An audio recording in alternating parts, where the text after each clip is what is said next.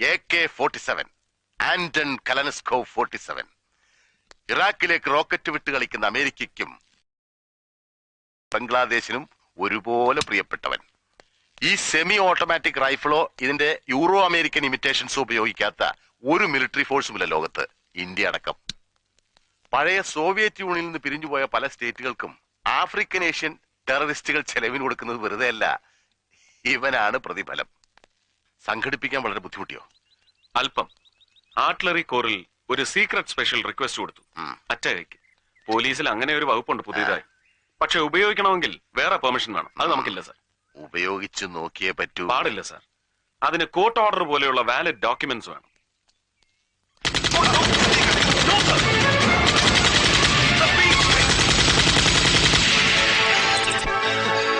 എന്ത് ഭ്രാന്താണ് ഈ കാണിച്ചത്? Are you really mad? ഇത് വട്ട് തന്നെയാ. വട്ട് തന്നെയാ. പക്ഷേ അത് ആർക്കൊക്കെയാണ്, ഏതിനൊക്കെയാണ്, എങ്ങനെയൊക്കെയാണെന്ന് അറിയണമെങ്കിൽ I have to use an AK-47. See the firing perfection. ഇത് ഒറിജിനൽ തന്നെയാ. Now I have to dismantle this gun. ഇത് അഴിച്ചു പറിച്ചതിന്റെ ആക്കും ആണിയൊക്കെ ഒന്ന് ഇളക്കി പരിശോധിക്കണം.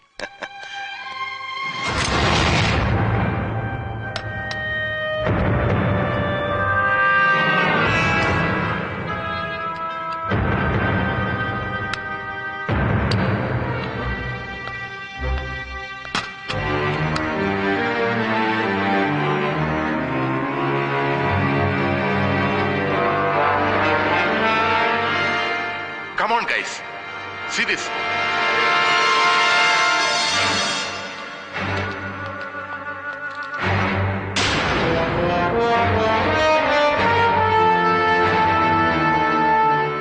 Come on.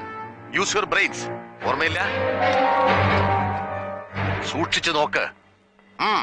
ഒരവനും ഓർമ്മയില്ല? മനസ്സിലായില്ല? Come on. ബുദ്ധി ഉപയോഗിക്കുക. Come on. എടാ മരത്തലയന്മാരെ, തലച്ചോറില്ല ഒരുവനും. കണ്ടിട്ടില്ല ഇതിനു മുമ്പ്? Please use your brain.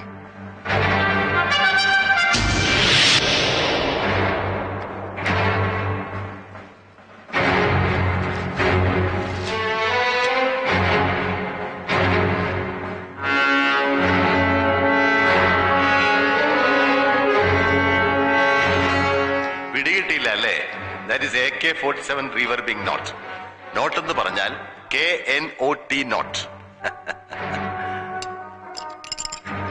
Now identify. Original ഏത്, ഡ്യൂപ്ലിക്കേറ്റ് ഏത്? കഴിയുന്നില്ല. യുവർസെൽഫ്? Exactly same. ഇനിയിപ്പോ തിരിച്ചറിയാതെ എങ്ങനെയാ ഇത് റീഫിറ്റ് ചെയ്യുന്നത്?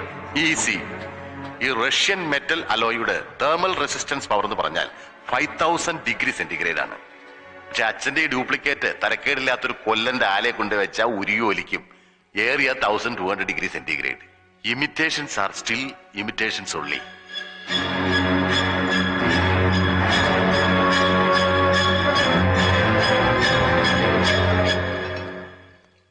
ഇതിപ്പോ വന്ന് ഷെട്ടിയൊന്നും ഒരു ടാർഗറ്റേ അല്ലാതെ അവൻ വെറും ഫോർത്ത് റേറ്റ് ക്രൂക്ക്. വിശ്വസിക്കാൻ കഴിയുന്നില്ല. ഒരു ക്രിസ്ത്യൻ മിഷണറിയിൽ ഇതൊക്കെ ഉണ്ടാക്കാന്ന് വെച്ചാ അതും ഒരു പ്രീസ്റ്റ്. എന്തൊരു ചങ്കൂറ്റം. ചങ്കൂറ്റമാണോന്ന് നിർബന്ധമൊന്നുമില്ല, അജ്ഞതയുമാകാം. സായിപ്പ് മൂക്കുകൊണ്ട് ഇക്ഷായും എണ്ണായും വരച്ചിട്ട് നടക്കാത്തൊരു കോമ്പിനേഷൻ ആണോ ഏതോ ഒരു പൗലോസച്ചൻ? അതും ഒരു സെക്കൻഡ് ഹാൻഡ് കോയമ്പത്തൂർ ലെയ്ത്തും വെച്ച് ടോ നോ എന്നും പറഞ്ഞുണ്ടാക്കാമോ? അപ്സൈഡ് അപ്സൈഡ് എന്ന് പറഞ്ഞു വെറുതെ തള്ളിക്കളയരുത് സാർ. ഒരു ഡൗട്ട്, ഞാൻ ചുമ്മാ ചോദിച്ചോട്ടെ.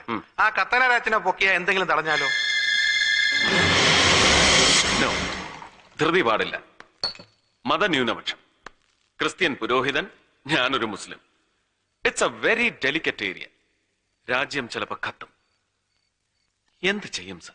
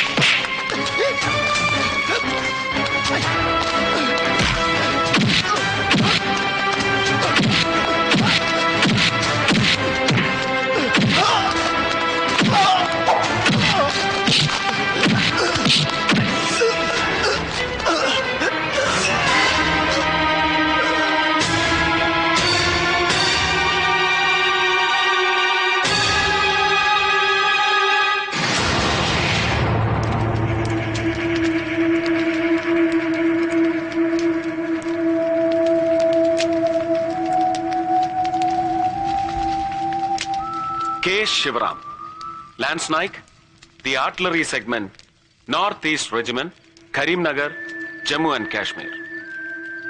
രാജ്യദ്രോഹത്തിന് കോർട്ട് മാർഷൽ കഴിഞ്ഞ് പട്ടാള കോടതിയുടെ ഷൂട്ട് അറ്റ് സൈറ്റ് എന്ന എക്സ്ട്രീം സീക്രട്ട് വധശിക്ഷയ്ക്ക് വിധിക്കപ്പെട്ട ഇന്ത്യൻ ജവാൻ. അതെ, 100 കോടി ഇന്ത്യക്കാരിൽ ആർക്ക് വേണമെങ്കിലും എന്നെ കൊല്ലാം. കൊല്ലുന്നതിന് വീരശൃംഖല ഉറപ്പ്. ഇപ്പൊ ഉറക്കം കിട്ടാതെ കിടക്കയിൽ ഉരുണ്ടു പറയുന്ന കുറെ തമ്പുരാക്കന്മാർക്ക് ഞാൻ മരിച്ചാ പിന്നെ വിസ്കിയും വാല്യൂവും കഴിക്കാതെ സുഖമായി ഉറങ്ങാം. Relax Shivaram, relax. How can I relax sir? ഞാൻ ഫേസ് ചെയ്യുന്ന reality, the very cruel cheat in reality അറിഞ്ഞാൽ പിന്നെ ഞാൻ മാത്രമല്ല നിങ്ങൾ ആരും റിലാക്സ് ചെയ്യില്ല. മനസാക്ഷിയുള്ള ഒരു ഇന്ത്യക്കാരനും അവന് കഴിയില്ല.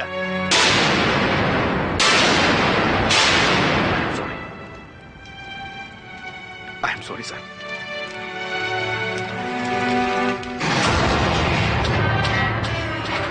ബ്രിട്ടീഷുകാരുടെ കാലത്ത് കരീംനഗർ ശരിക്കും ഒരു നഗരം തന്നെയായിരുന്നു. സ്വാതന്ത്ര്യത്തിനും വിഭജനത്തിനും ശേഷം ഒരു സ്ഥിരം യുദ്ധവേദിയായി തീർന്ന കരീംനഗർ തകർന്നടിഞ്ഞ് മനുഷ്യവാസരഹിതമായി. പട്ടാളത്തിന്റെ, ശരിക്കും ഇന്ത്യൻ ബോർഡർ സെക്യൂരിറ്റി ഫോഴ്സിന്റെ കീഴിലുള്ള അതിർത്തി പ്രദേശം.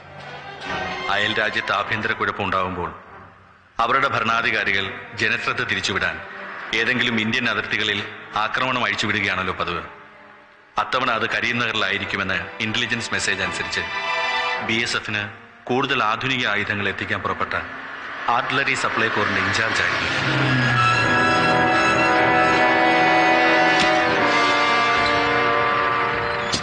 ദൂരെ മറ്റു ചില ഇന്ത്യൻ ആർമി വെഹിക്കിൾസ് കണ്ട് എനിക്ക് സംശയമായി.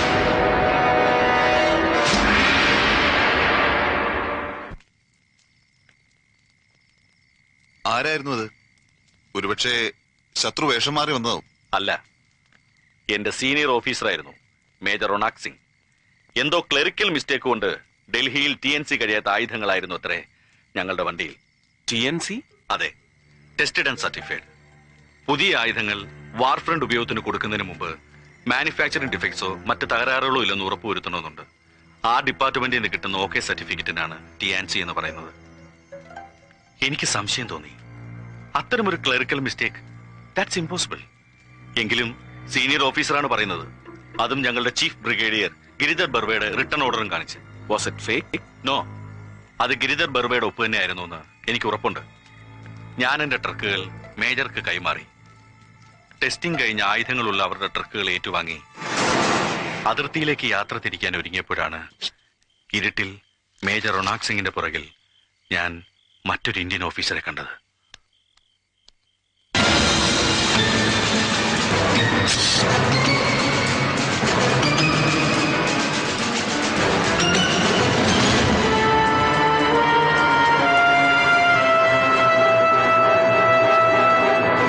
അതുകൊണ്ട് താൻ അയാളെ ഓൺ ദ സ്പോട്ട് പിടിച്ചില്ല?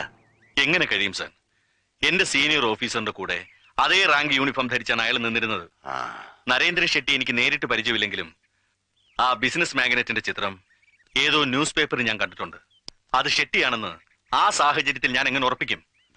ഞാൻ കണ്ട ഓഫീസർ ഷെട്ടിയുടെ മുഖച്ഛായ ഉള്ള ഒരു ജയകുമാർ ആയിക്കൂടുന്നില്ലല്ലോ. പക്ഷെ അത് ജയകുമാർ ആയിരുന്നില്ലെന്ന് എനിക്ക് മനസ്സിലാക്കാൻ അതേ രാത്രി ഏറെ വൈകേണ്ടി വന്നു.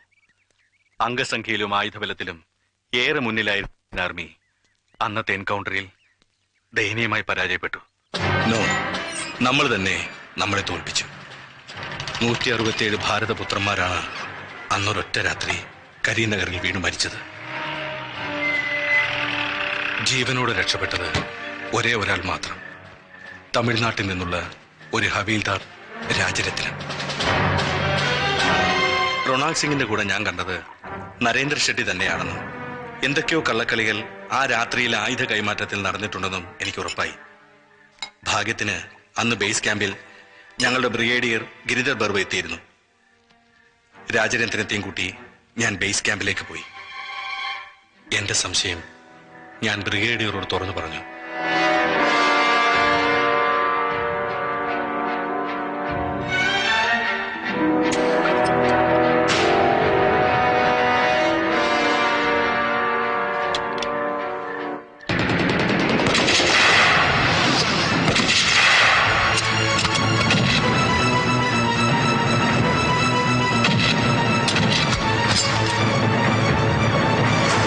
പട്ടാളത്തിന്റെയും പോലീസിന്റെയും കണ്ണുകൾ ഒരേ സമയം വെട്ടിച്ച് കാശ്മീർ മുതൽ കേരളം വരെ ഒരു ഭാരത പര്യടനം. ടെറിഫിക്. മുഹമ്മദ് സാറിന്റെ കൈ പെട്ടില്ലായിരുന്നെങ്കിൽ എന്തായിരുന്നു ശിവറാമന്റെ അടുത്ത സ്റ്റെപ്പ്? മുഹമ്മദ് സാറിന്റെ കൈപ്പെട്ടതല്ല സുഹൃത്തെ, കീഴടങ്ങാൻ തന്നെ വന്നതാണ്. പൗലോസ് അച്ഛനാണ് എന്നെ ഇങ്ങോട്ട് അയച്ചത്. പൗലോസ് അച്ഛൻ?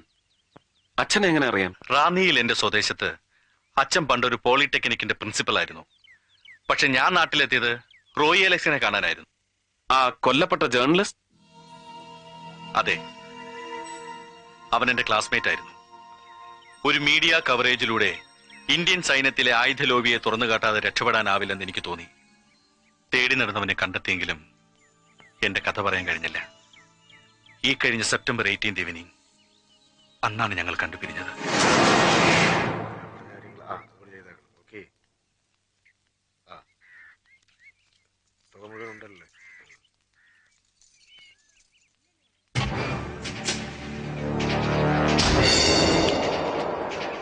അയാളാണ് ചക്രപാണി, ഡ്രാമ ഡയറക്ടർ, അക്ഷരമറിയാത്ത അക്കാഡമി അവാർഡ് വിന്നർ, നരേന്ദ്ര ഷെട്ടിയുടെ right hand.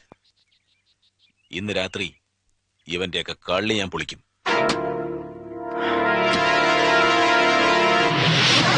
Okay Shivaram, you go and take rest. രാവിലെ കാണാം.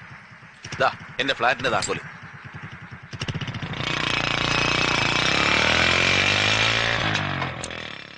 അവൻ പിന്നെ മടങ്ങി വന്നില്ല. പിന്നീടാണ് ഞാൻ പൗലോസ് അച്ഛന്റെ അടുത്തെത്തിയത്. റഹീം ഹാജി വധം, റോയി കൊലക്കേസ്, ഇത് രണ്ടും തെളിഞ്ഞു കഴിഞ്ഞു. പിന്നെ ആ ഷെട്ടിയും ചക്രവാണിയും നമുക്ക് ഡിങ് ഡിങ് അങ്ങ് പൊക്കിയാലോ സർ? നോ, നമ്മുടെ ടാർഗറ്റ് വല്ലാതെ തിരിയുന്നു. ശിവറാം പറഞ്ഞതും നമ്മളൊന്ന് എക്സ്പെരിമെന്റ് ചെയ്തതും കൂടി വെച്ച് നോക്കിയാൽ പിന്നെയും ഉണ്ടല്ലോ മിസ്സിംഗ് ലിങ്ക്സ്, ലൈക്ക് ഫാദർ പൗലോസ്. ആ പൗലോസ് അച്ഛനായിരിക്കണം എല്ലാത്തിന്റെയും കിങ് പിൻ. എങ്കിൽ എന്തിന് അദ്ദേഹം ശിവറാമിനെ ഇങ്ങോട്ടയക്കണം? ഒരുപക്ഷെ കഥ അറിയാതെ ആട്ടം കാണുകയാവും.